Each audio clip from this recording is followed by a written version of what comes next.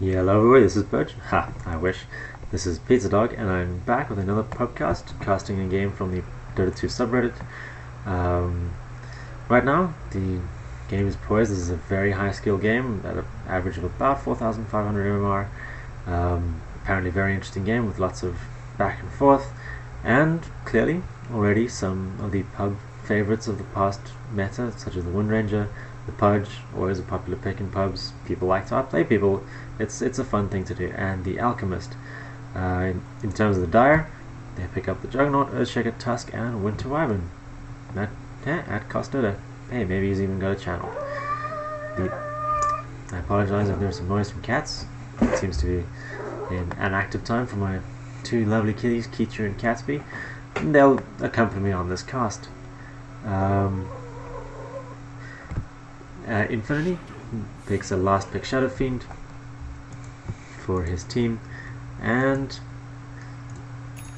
in terms of the overall strength of the two drafts, I think it's fairly even. The Alchemist and the Wind Ranger, two of the strongest heroes in 6.85. The Wind Ranger obviously made popular by Weeha. The Alchemist seen by many as the new Naga Siren, but the Dire, they're confident. They're betting 500 coins on various of their cores just to make sure that they can get some extra of those valuable compendium coins, try to get more hats, more boxes, and they're also picking out the bounty rune. So in terms of the Dire heroes, they've got a lot of team fight, very decent wombo between the Winter Wyvern.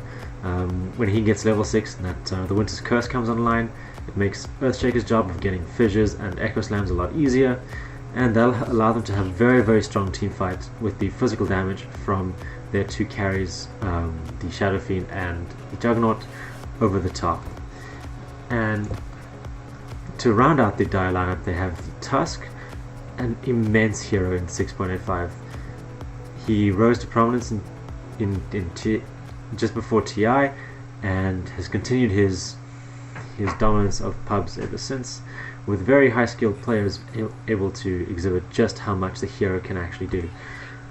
The bounty rune goes to one apiece for one bounty rune for each team. The Alchemist managing to get that ridiculous value of 400 gold for one bounty rune with skilling at level 1 Greevil's Greed, and that will allow him to get an early advantage in his lane, maybe get his bottle much before the Shadow Fiend. This the Shadow Fiend Alchemist matchup, one that we're seeing more and more as Alchemist rises in prominence as a hero. Kichu agreeing that Alchemist is an overrated hero, but nice early gank from the Dazzle means that they could get something on the Shadow Fiend. They could even get the Courier here, but the Earthshaker comes in with the very timely fissure to make sure that the early aggression does not pay off for the Radiant, and the Dire get the first kill. Thank you, Kichu, for accompanying me on this cast. Despite the early, that Shadow Fiend gets the first blood, some early gold advantage to help work against this Greevil's Greed from the Alchemist. The Alchemist and the Shadow Fiend both level 2. That early kill allowing the Shadow Fiend to get about a half to a third of a level experience advantage on the Alchemist. In the offlane, the solo Clockwork, he's having a tough time, but he's getting a decent experience. He's already reached level 2, the Winter Wyvern hasn't been able to harass him out too intensely, and with the Creep Wave now under his tower, he's able to get some nice experience, if not last hits, because Clockwork's damage isn't the highest at this point in time. The Winter Wyvern succeeds in getting a side pull, just to help quell the Clockwork's experience gain. The Clockwork just sensing the pressure from the Winter Wyvern's Arctic Burn, and uses the cogs to try to get him off him. In the Radiant safe lane, the Wind Ranger is farming very nicely, 7 and 5, denying the living crap out of the offlane Pudge and Tusk. The Tusk rotating nicely to try deny the runes, the Dire getting both of the 2-minute runes, which will help quell the Alchemist's farm. The Alchemist does manage to dominate the mid lane CS battle, with SF having to leave the lane. He's now one CS ahead of the Shadow Fiend, and significantly ahead in gold, just because of the Alchemist's innate ability to get gold through that Greevil's Greed. The Alchemist has chosen to max the Acid Spray over the Greevil's Greed, hopefully just aiming to get a little bit more of flash farming ability and not having to stay in the lane as much or as closely, with the SF having a significant, almost more than 30 damage extra over the Alchemist. If the Alchemist has to stay in lane and tank a few hits just to get those CS, it's not really worth it for him in the end. And with this Dazzle constantly sitting in the middle lane helping him out, he's having a bit of an easier time. The net worth overall, Alchemist top by 200 gold, even though the SF did manage to get that first blood, and it seems that Juggernaut is caught in the cogs in the top lane, who will get the kill, and the Clockwork manages to get out first with a couple of helps from the tower. Action also happening in bottom, Pudge managing to commit suicide even though the Wind Ranger got significant damage on him. The Dazzle looking just to stack up the jungle for the Alchemist. Very, very prominent strategy with the power of the Greevil's Greed. With the Clockwork so low, he has to go back to the Radiant base. In the Jug, he manages to TP back into the lane and get some uncontested CS, not having to worry about cogs or battery assault or any of the Clockwork's right clicks. The Clockwork does manage to get his Tranquil Boots with that early kill on the Juggernaut, and he will use this to get a bit of extra move speed. He will also pick up a Smoke of Deceit and head right for the mid lane. He wants to try help his team kill this Shadow Fiend. The Pudge also rotates in, and they do, between the Clockwork and the Pudge, not even the Earthshaker Fissure is enough to save the poor caught out Shadow Fiend. The Clockwork, his ability is doing work. The Pudge manages to hook the Shadow Fiend off the cliff, with the Clockwork finishing him off, catching him in his cogs, landing the battery assault for the extra magic damage. And those are now at level 2, so that extra damage will really help bring down the squishy heroes, well, relatively squishy heroes of the Dire, such as the Juggernaut and the Shadow Fiend. In the safe lane, the Wind Ranger, content to be by herself. She's managed to pick up her phase boots before 5 minutes. She's now has a considerable damage advantage over the Tusk, and she presses this advantage right clicking the Tusk a number of times to make sure that keep him honest and make sure that he doesn't get any false ideas in this lane. Back in the mid lane, the Pudge seems to be camping, hoping for another hook on the Shadow Fiend. He's got a decent position, but there is a Dire Ward right on top of this Pudge. They know exactly where he is. The Clockwork, he gets a little too cocky top lane. The Juggernaut just managing to escape on about 20 health with a 2 hero rotation from his supports. The Earthshaker has enough for boots if he so desires, as does the Winter Wyvern, and the Winter Wyvern also has a smoke, so they may... Sadly, the 2 heroes are both low in mana, otherwise they may be able to turn that early kill into a smoke rotation on the mid lane, but with the Winter Wyvern holding that smoke, they'll be able to rotate in the near future. The Alchemist, having picked up level 6, he uses his ultimate just to farm up a neutral camp, but he also elects not to stay too long and wait for his ultimate to come on cooldown, off cooldown again. The Dazzle takes his opportunity to try soak up some XP in the mid lane, which is difficult against the Shadow Fiend, 4 levels his senior, but the extra experience will help him get off level 2. The Alchemist chooses not to fully heal up in the base, just to maximize the amount of time that he's in the lane earning gold, choosing instead to heal up through his bottle. The Earthshaker decides to camp in lane, but he's spotted out by the Clockwork. The Clockwork lands a great hook shot. Immediate rotation in from the Dire, from the Winter Wyvern. The Clockwork manages to survive for now, but he does go down. With his superior numbers, the Dire look like they're in a significant advantage, and they take 2 kills with no comeback as of yet. And the Dazzle's trapped in the ice shots. He managed to get off a Shadow Barrier, but he's not going to survive. He is done so. The Earthshaker manages to land a great fissure into the trees, catching out the Wind Ranger, but the Shadow Fiend does not have enough mana for the follow-up raise, which means that the Wind Ranger is allowed to survive and potentially turn back into the fight. She lands a power shot on the Earthshaker, but it's not enough to bring him down.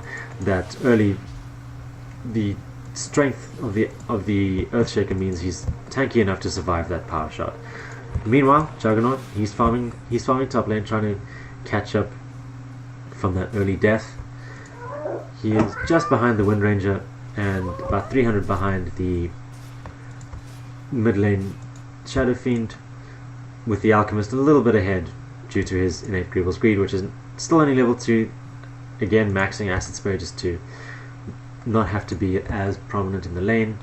The Wind Ranger, she may be low in mana, but she's not low in health, and she wisely elects just to farm up some CS in the bot lane and try get the gold advantage.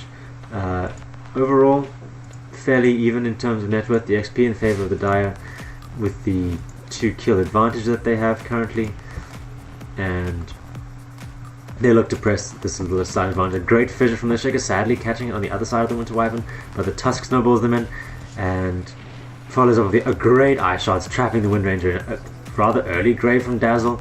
Means the Wind Ranger might not be able to escape, and she will not. She just simply sits there as she gets punched to death. The Pudge does hook for Tusk in return, but another great fissure from the Earthshaker slows down his aggression and forces him to run away. The Clockwork does land a nice hook shot onto the Tusk, but the Tusk instantly has enough mana for Snowball. Snowballs in on the Pudge, and the Pudge sadly whiffs his hook. The Tusk looks to die to neutrals, is unsuccessful due to the lovely Clockwork Rocket Barrage, and the Alchemist turns it straight in, shows up for the experience for the kill, and turns it straight into a farm game, farming up the stacks. The Clockwork hangs around for some extra XP, and as does the Dazzle. The Alchemist sensing greener, golder pastures in the mid lane with no one sitting there. On the Dire side, the Shadow Fiend has some stacks of his own that he looks to farm up. What is probably a double, at least a triple stack in his medium camp, and no stacks in the hard or other medium camp, but that one triple stack might be enough to get him back on par with the Alchemist, or at least just keep him in touch, not let the Alchemist get too far ahead. The Shadow Fiend farms it up with 3 raises. Mud Golem's a little more annoying, taking a couple of angry swagger punches to bring down, but he'll bring them down in the end. The Wind Ranger, she's managed to pick up a Staff of Wizardry. Time will tell whether this will be a 4th staff or the first part of her Aghanims. If it's the first part of her Aghanims, I question the fact that she's getting the Staff of Wizardry first. Sure, the damage is nice, but the extra heal and health might help us to survive things like this. An initiation with the spin from the Juggernaut. Sadly, his ultimate bounces are not lucky enough. He does not kill the Wind Ranger, and she just turns, focus fires him down, and with the help of the Dazzle and the Clockwork, the Radiant come out ahead in that trade and bring the kill deficit to only 1. In the Radiant bot lane, the Tusk looks to get some XP, the Pudge looking to stop him. The Tusk, however, is level 7, with the Pudge only level 4, and not having his crucial Dismember up. The Tusk notices this and throws out some eye shots saying, I am the master of this lane. Like Kichu saying, I am the master of this cast. You shall not dominate this lane that I am in. I own this.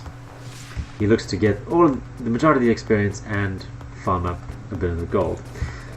We have a TP in from the Juggernaut on the top lane after his early death to the 3 heroes. The Earthshaker is poised for a fissure, but it doesn't look like the Juggernaut is wanting to do much with it. He just wants to sit and farm, and the Earthshaker is just protecting him. The Shadow Fiend manages to find a haste and is using this to run down the Pudge. This poor Pudge trying to deny himself. Oh, and he does manage to get the suicide off. Very nice play from the Pudge there. I thought this Shadow Fiend's attack animation would be good enough, but I think he cancels the animation just before it actually goes through. And in the top lane, we have an initiation. The Clockwork hookshots in, manages to get the Juggernaut early, but the Dire turn it, killing the Clockwork himself, and with the help of Tusk, the Wind Ranger. That is a nice fight for the Dire overall. The heroes able to hang around for XP, get a little bit of extra gold on the Tusk and the Winter Wyvern. The Tusk looks to be building into the Guardian Greaves build, a nice build for keeping his team alive and just fighting constantly, which is a good thing against a hero like the Alchemist, who has only just at 12 minutes picked up his Radiance. I mean, I say at 12 minutes picked up his Radiance like it's something that's bad. For an Alchemist, it's not the fastest of timings, but it is a great timing for the majority of Dota. The Clockwork hookshot is up in 11. He's looking to position himself to get a hook on a Dire hero. And the other hooker in the game, the Pudge, also looking to initiate. But the Swagger Fiend, he has a double damage. He's a little scary. He's hitting for around 220 damage at this point in time, and he's already managed to pick up his aggressive Shadow Blade. He can now look to go around the map, finding kills wherever he wants. There are 4 heroes in the top lane for both teams. Actually, there are 5 Dire heroes positioning near the top lane, with the Alchemist simply doing his ka-ching, ka-ching, ka-thing, and farming up stacks in the Radiant jungle. After picking up the Radiance, he just makes sure that he still has a TP scroll in case someone initiates on him, like the Shadow Fiend with his newfound Shadow. That's a great hook from the Clockwork though. The Shadow Fiend instantly revealing his Shadow Blade, and with heal from the Winter Wyvern, he will survive very easily, and he'll look to turn onto the Pudge with his massive physical damage, hitting him down in 2 hits and 1 raise. A timely fissure from the Earthshaker helps him secure the kill. With Weave now stacking up, the Radiant might look to go in, but they don't have the heroes positioned in the mid lane. There are the only other carries in the top lane getting killed with 1 slash of the Juggernaut's Omni Slash. The Dazzle rotation a little too late to save their poor Wind Ranger, and the Clockwork choosing to cancel his teleport scroll, seeing that he won't really be useful. The Shadow Fiend using the Shadow Blade in an aggressive position just off the Radiant tier 1 tower. He's looking for the Alchemist, but he runs into tower range. The Pudge hooks him, and with the pushback from the Clockwork cogs and a stun from the Alchemist, he goes down. That's a nice pick from the Radiant team, and allows the Alchemist simply to just fall further and further ahead. The Dire decide to take the trade, pushing down the tier 1 tower in top. The Juggernaut has managed to pick up a Mask of Mana. It's a fairly old school build, very 6.84.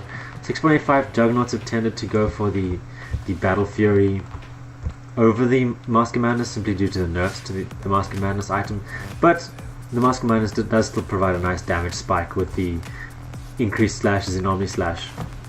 But again, the Alchemist still doing Alchemist things. Shadow Fiend on the sideline, second in net worth. Overall, the net worth is in favor of the Dire, despite the advantage of the Alchemist, as is the experience. This just showing that the Dire are slightly better at farm distribution, while the Alchemist may be incredibly farmed. The Dire are have been very good at stacking camps and taking them. Even if it's on support heroes like the Earthshaker trying to farm up his Blink, he's about 950 gold away from his Blink Dagger, and the Dire are moving in aggressive. The Radiant spot this, however, land a nice aggressive hookshot, but the Swagger Fiend, the damage is too much. Pudge hooked just short. With the 1 charge of the Shadow Fiend will be able to get out, and a nice healing ward from the jungle will keep him alive despite this Pudge ulti. The Winter Wyvern healing him up just enough, and this is a great fight from the Dire. Oh, the Pudge manages to suicide for the 3rd time in the game. That's frustrating from the Dire, but they will be more than happy with the trade. It allows the Tusk to pick up his mechanism, gets a little bit more gold on the Winter Wyvern. Meanwhile, the Wind Ranger is building in Aghanims. Again, the Staff of Wizardry his build-up is a bit strange. The Staff of Wizardry first may have been just to have some additional mana and some additional damage, but I tend to follow keep up the mana and health argument of going point booster into the Ogre Club first. But in the bottom lane, the Dire are looking to push this tower, but the Radiant aren't going to give it up for free. The Pudge sadly hooks a creep, but he does manage to get the ultimate on the Shadow Fiend, and he doesn't look like he's going to be saved this time. But he does cast off a very, very good Requiem. With the support of his Winter Wyvern ulting the Dazzle, they do manage to get the 2 kills for the 1 death at this point, and it looks like they're going to clean up a 3rd. If the Clockwork isn't feeling too tricky, that's a very nice pushback on the cogs, which may actually save his life. But he chooses to go back in on the low Juggernaut. A great block of the hookshot from the Winter Wyvern, and very good juking from the very good Winter Wyvern play overall. Knowing the power of just being able to fly over trees and survive, he tanks the hookshot that keeps his Juggernaut alive and doesn't die in the process. That was stellar play from the Winter Wyvern player right there. In the meantime, with all the action, the Earthshaker is still farming up the jungle stacks, with the Aftershock from Enchant Totem allowing him to do so fairly mana efficiently. He's only 100 gold away from his Blink Dagger, which will increase the already significant power of initiation from the Dire side. The Juggernaut gets caught out by the Clockwork Hookshot wasn't even used. Maybe he was just farming the Ancients and the Clockwork caught him out. The Clockwork uses his flare to see up the hill, sees two heroes, and the Pudge lands a nice hook, but he does not see the Spiker Fiend coming in. A great snowball from the Tusk initiates on the Clockwork. He is healed up by the Dazzle, however, and graved. A little bit more time, obviously. The Pudge tries to hook his buddy out, but instead manages to hook the Shadow Fiend using the dust to reveal him. But with one last punch from the Shadow Fiend, the Clockwork goes down. And with a slow from the Winter Wyvern, the Dire look to push their advantage, and they manage to do so. Double kill from the Shadow Fiend, and a lovely blink vision, not quite blocking the Pudge off, but it's enough. The Shadow Fiend managed to get in for that one final right click that spells the end of the Pudge. In the bottom lane, Juggernaut not quite matching up to the Alchemist at this point in time, with the Radiance Burn taking him down in man-to-man fight. But the Alchemist's ultimate is down. He should be careful of going on the Shadow Fiend now. The Shadow Fiend has a great amount of physical damage, and he doesn't have the regen to tank through this right now with his ultimate on cooldown, and he doesn't even have the mana to cast at this point in time.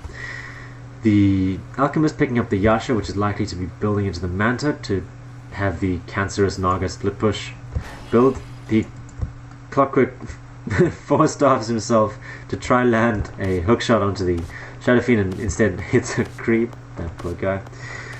Waste of hooks. Speaking of waste of hooks, this Pudge, he's still only level 6. He's very far behind on experience. He's only level 6. He's the lowest level hero in the game. He has been making plays for his team, trying to save them with hooks, but he just hasn't had the effectiveness that I can imagine he'd want to have had. He seems to be the hard support on the team, carrying dust and sentries for that Shadow Fiend Shadow Blade, and it looks like there might be a team fight brewing in the middle lane, with both teams positioning on either side of the river.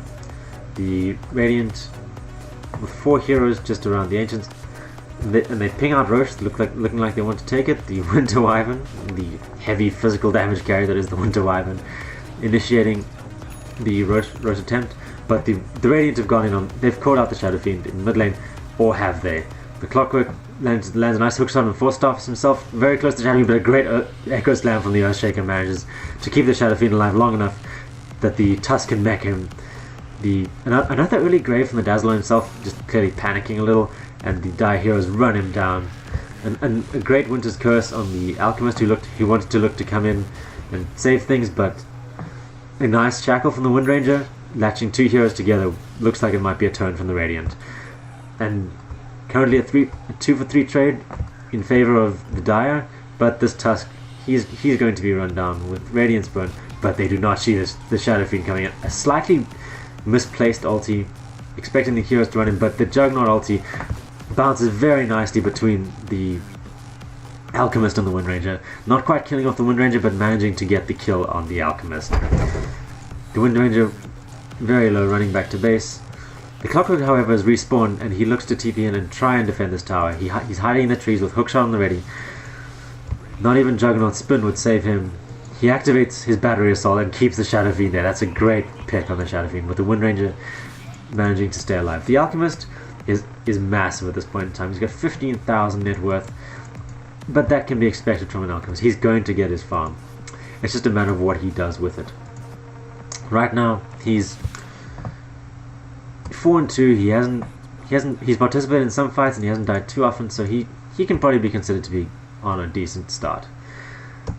The hero with the most action around him in the game is obviously the Shadow Fiend with the 8 kills. With that early Shadowblade build, he does look to be very aggressive, and his team is looking to be very much behind him, which is nice to see in a pub game. Often in pub games, if you look to be aggressive, your teammates just leave you to dry. And it's nice to see that his Earthshaker and his Winter Wyvern and especially his Tusk have all been backing him up very nicely. The Tusk managed to pick up an Invis Rune, so the Dire might look to do something with it, even if it's just the Tusk by himself. The Tusk himself has managed to pick up a Blink Dagger. He pings him. He is pinged out by the Dazzle. He must have walked over. He walked over a Sentry Ward at the bottom rune, and he walked straight under another Sentry Ward. He thought he was safe, but he gets hooked. He gets dismembered. He gets shackled. He gets owned. That poor guy. And the Radiant use it use this time to smoke. They may look for the rush on. With the Wind Ranger picking up her full Agnum Scepter, they may be able to take this now. The Dazzle leading the charge, he will probably look to apply Weave on Roshan, get the minus armor on him. With the Juggernaut farming close, the Dire might look to turn this, but they seem to have no idea that this is going on. The Pudge ulties the Roshan, Dazzle continuously applying the Medallion of Courage buff to give him 8 additional minus armor, and the Wind Ranger right clicking as fast as the game will allow with her max attack speed. The Clockwork zoning with Battery Assault. The Wind Ranger looks to come in with a major play of it. The Glimmer Cape gets a very nice ult on the Dazzle, finishes him off, but it will probably be a little too... His team is also rotating in. The Shadow Fiend with a decent ult just to try apply a debuff, and a nice blink and echo slam from the Earthshaker, but it does not prevent the Radiant from getting the Aegis, and Wind Ranger just shreds the Earthshaker after that. A fortuitous dust manages to catch the Shadow Fiend, but a great Juggernaut ult finishes off too. This is a 4-for-2 trade. 5-for-2. The Wind Ranger actually dying to Tusk in the Roshan pit, and she's likely to die again. She tries to TP out, and with no, even though the Dire have no stuns, they have the damage. They bring her down. Well, a great fight for the Dire. Essentially a 5 or 6-for-2. Losing only their 4-position Earthshaker and their, well, probably 3-position Earthshaker and their 5-position Winter Wyvern. That was a great trade by the Dire, and they look to press their advantage.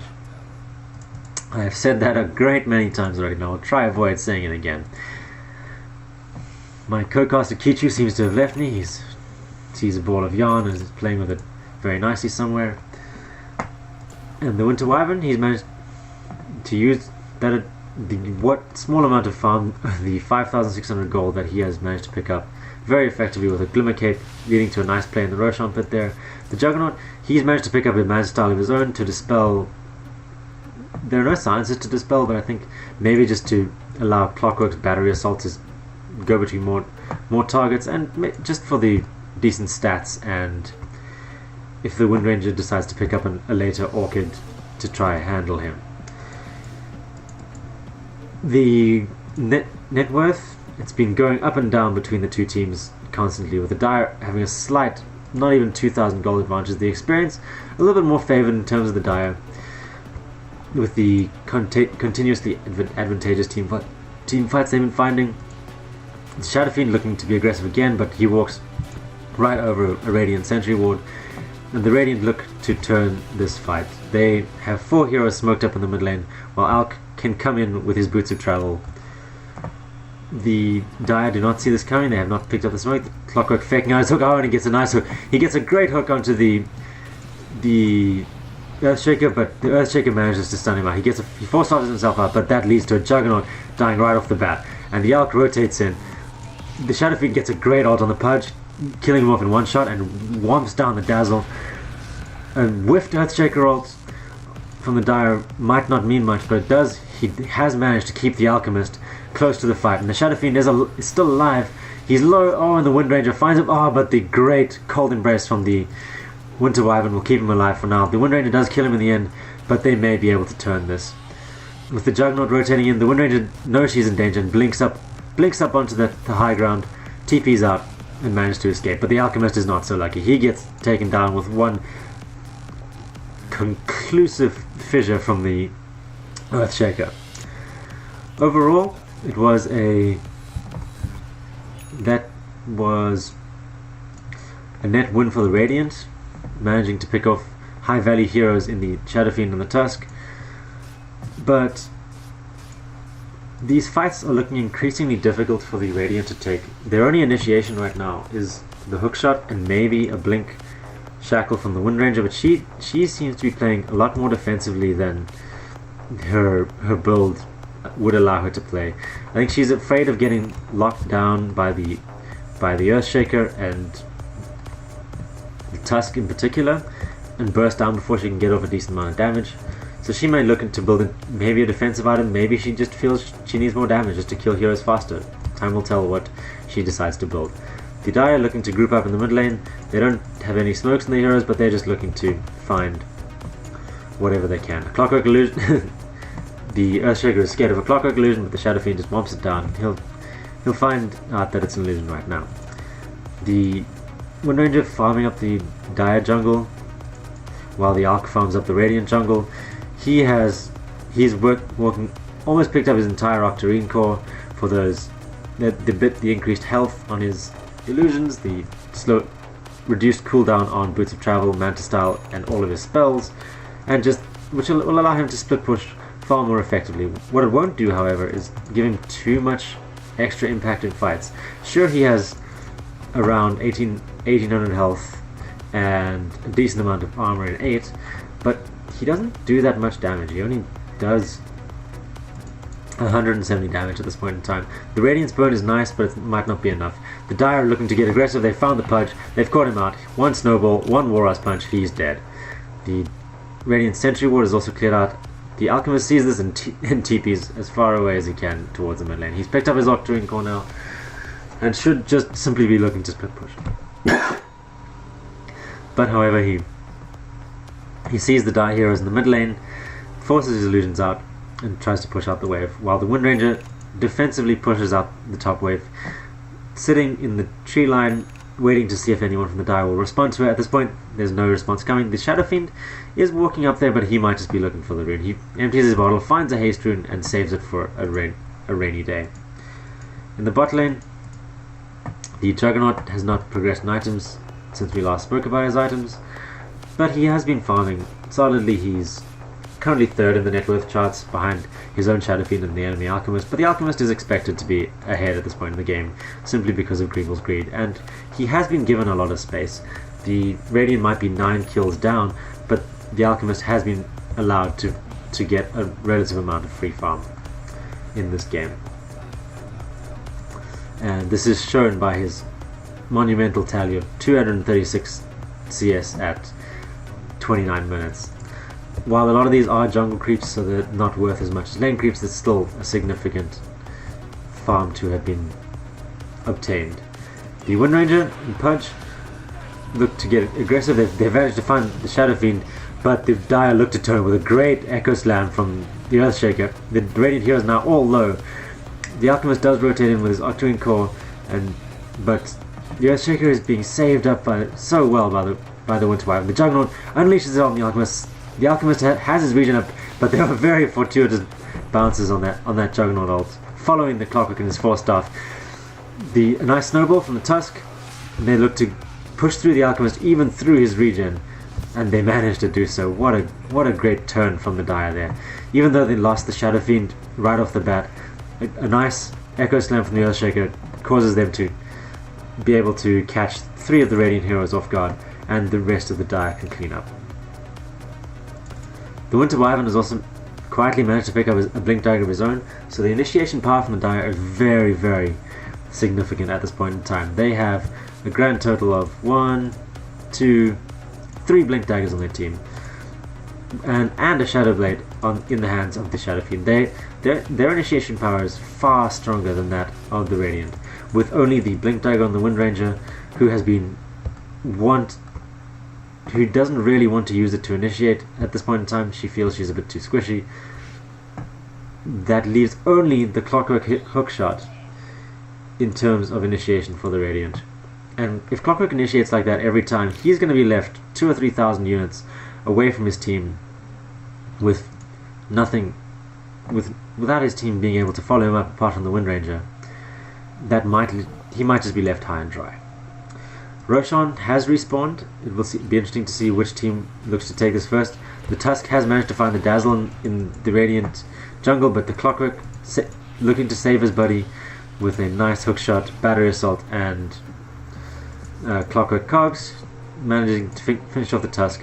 But here comes the turn. A nice shackle onto the Winter Wyvern from the Windranger, but again she blinks defensively to try to get out, and the Radiant looks to just bail out. They see 3 Dire heroes running in. They don't want to be here anymore.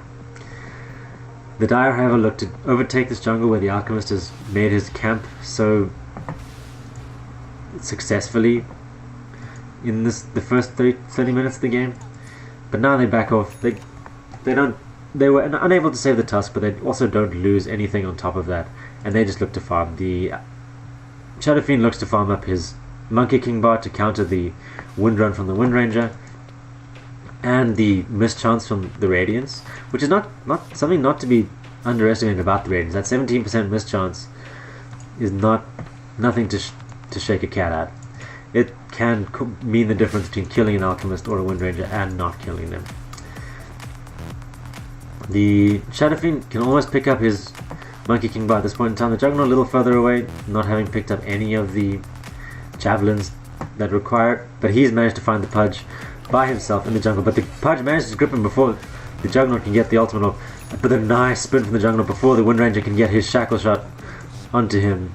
And this is likely to turn into a dazzle kill, and now probably a push from the Dire.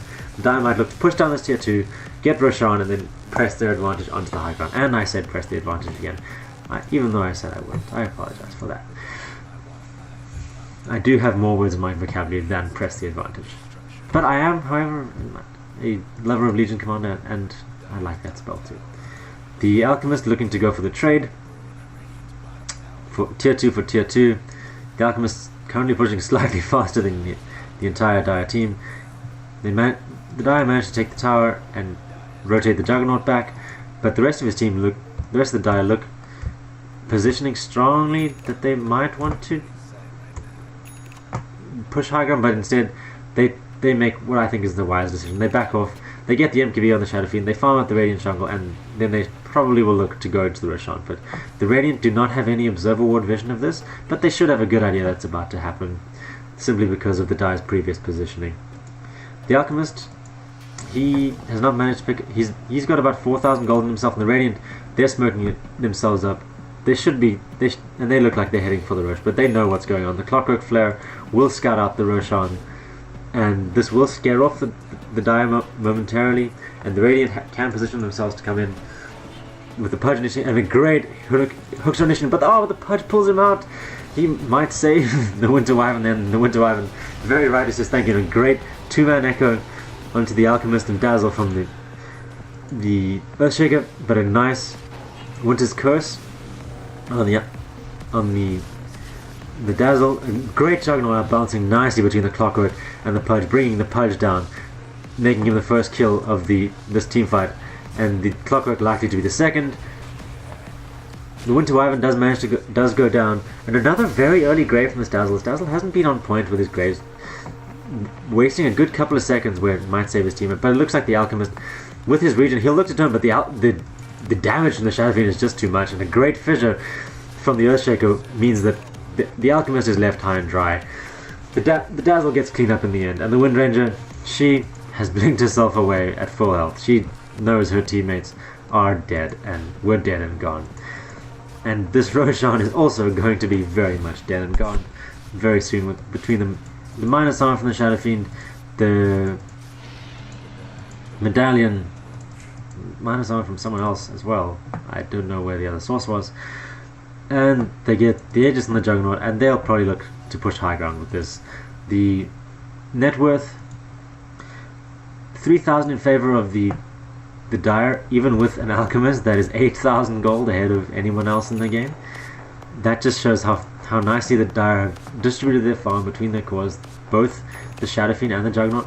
While they're not as farmed as the Alchemist, they have much more effective items for fighting. They have MKBs for the evasion on the side of the Radiant. They have aggressive Shadow Blades. They have Sanjas and Yashas to make themselves more tanky. They have Mantis Style. The Dire have much better fighting items right now, and the Earthshaker picks up a gem just to allow them to deward even better.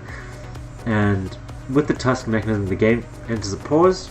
Winter Wyvern maybe wanting to chill, or the Earthshaker wants to shake some ground, and they resume the game after a short period of time. The Shadow Fiend has managed to pick up his Crystallis, with making his damage output even more scary in the next fight. He's one-shotting range creeps. He's swagging all over the place. The Dire scout out with the Tusk Sigil, managing to deward sentries and a ward on the high ground. That gem from the Tuskar paying off right away. A great hook from the Pudge might start a good fight for them here, but a lovely glimmer from the Winter Wyvern makes sure he survives, and the physical damage from the Dire was just too much for the Radiant there. 2 buybacks come out, but the Radiant's barracks are done. These 3 heroes cannot defend it alone, and the Pudge even hooks a creep. They get a nice shackle shot into the Alchemist. Does get a stun, but he can, as mentioned before, he cannot fight. He just gets ultied by the Winter Wyvern, and he just dies due to the damage on the Dire. The Dire will also may look to bring down the Wind Ranger, but they know that objectives are what they're about. They're here to kill towers and chew bubblegum, and they're all out of bubblegum. The Alchemist uses his obscene amount of gold to buy back, but even with his Assault Cuirass, he's not doing much. The Acid Spray is just an annoyance, and it's not going to stop the Dire from taking down their base. The Blink Daggers, they blink on the Wind Ranger, they bring her down, and the Alchemist is probably going to die back. Yeah, he does bring down the Earthshaker in return, but the slow from the Arctic Burn from the Winter Wyvern will be enough to allow his ranged carries to get in range. The Shadow Fiend goes down for the first time in a while, but the rest of the Dire are still up. They have 3 heroes still, and the Clockwork and the Dazzle won't be able to save their bottom racks. The Dazzle even going down to another combination from the Tusk in a minute. Oh, but no, actually the Dazzle stays alive. He manages to turn it, but another lovely Cold Embrace on the Winter Wyvern. He has had some stellar saves. While the Tusk may eventually die, it does buy the Juggernaut time to take the bottom racks. The Juggernaut, he looks to fight into the enemy team.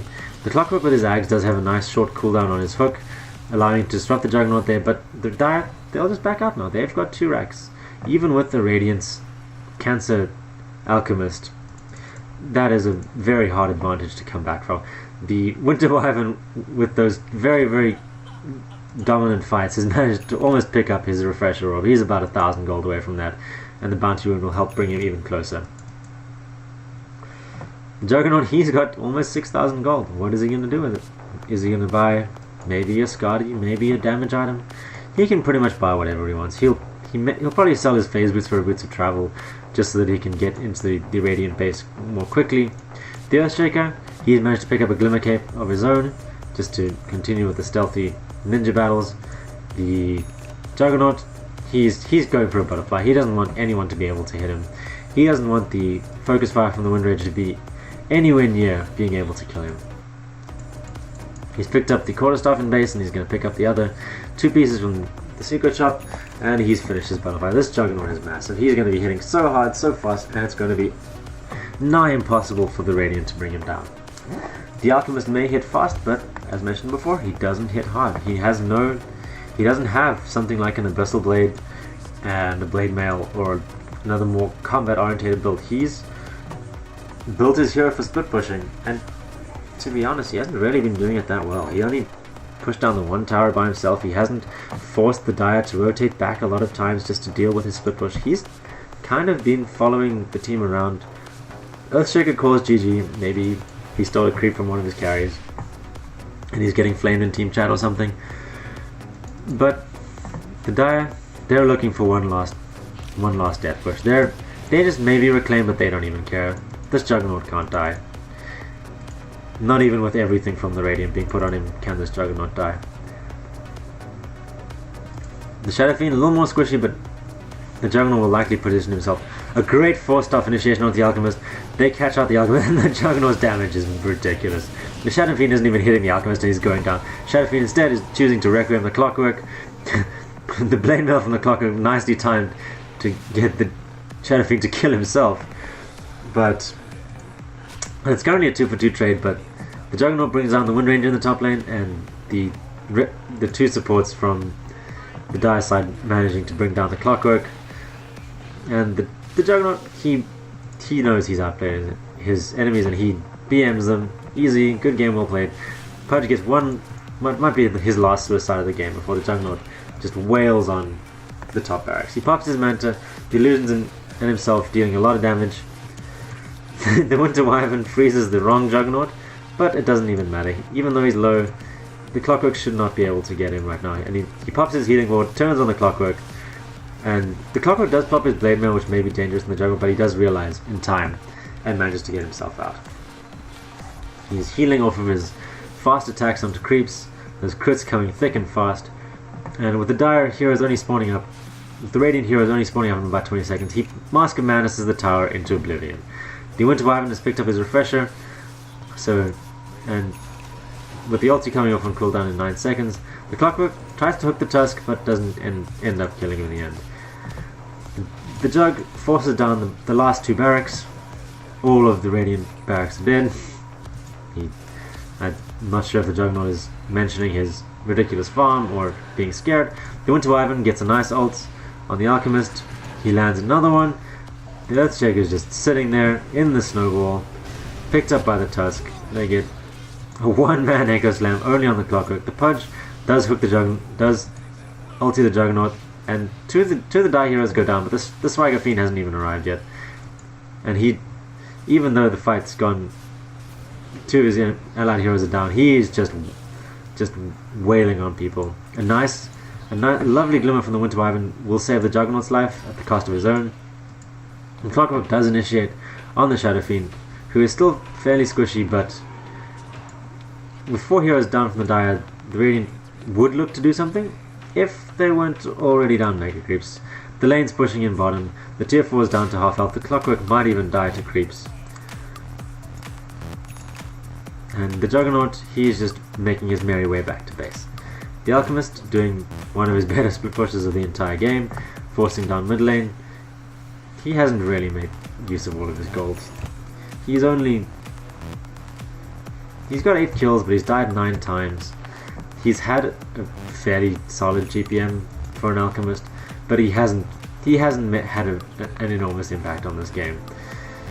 He will be able to kill this tier 2 tower before the Dire can respond. He may not even be able to do that with an aggressive TP from the Juggernaut. A nice fissure from the Earthshaker does catch him out, but he will be too fast at this point in time. But the Juggernaut, he's Mask of Madness up. He wants this Alchemist really bad. The Alchemist does pop his ultimate just in case he has a chance of dying. The Jug, he might spot the Windranger here. Neither the Shackle nor the Alchemist are really latching for any extended period of time. The Windranger runs away. Jukes the opposite way to what the Juggernaut thought that she would. The Earthshaker solo ultis the Alchemist.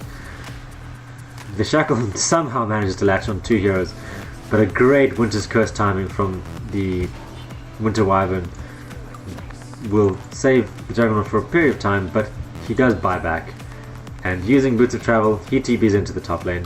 He is not having any of this. He is not fussed with this team fight going on in the middle of the map. Even though the Dire are winning it without him, he just wants the base. He's in the base. He is dying to the Alchemist at this point in time, sitting under the Acid Spray. He will kill the Pudge before he does go down himself. The Alchemist is going to self-stun, but with the Dire taking such an advantageous fight over here, in the meantime, the Tusk War is punching to cancel the Windranger's TP. She's going to go down as a result, dropping the Gem True Sight onto the floor. Dazzle, he does manage to get up, but the Shadow Fiend, he's just walking down mid lane. He's not interested. Then a nice hook from the Clockwork. The Clockwork is very low. That was a very bold play. A snowball from the Tusk combined with a nice shot will be his demise. He does buy back. The Tusk managing to Lotus Orb himself to try alleviate some of the aggression of the Alchemist, but the sheer damage coming from the Shadow Fiend is going to bring him down. But the Alchemist region is not to be counted out. He's actually not dying. The Shadow Fiend does go down, but there are only 2 heroes alive in the Radiant, and there are 3 heroes alive in the Dire. The Tusk punching the Clockwork a few more times, a nice fissure onto the Dazzle means he'll die, and the creeps, they're going to bring the game to an end. They don't even need the Shadow Fiend. They say, we shall do it all by ourselves. And a very demonic 666 coins for all of the Die heroes that predicted 500 gold of their own for their compendium. Thank you for joining me for this action-packed cast. I hope you enjoyed it.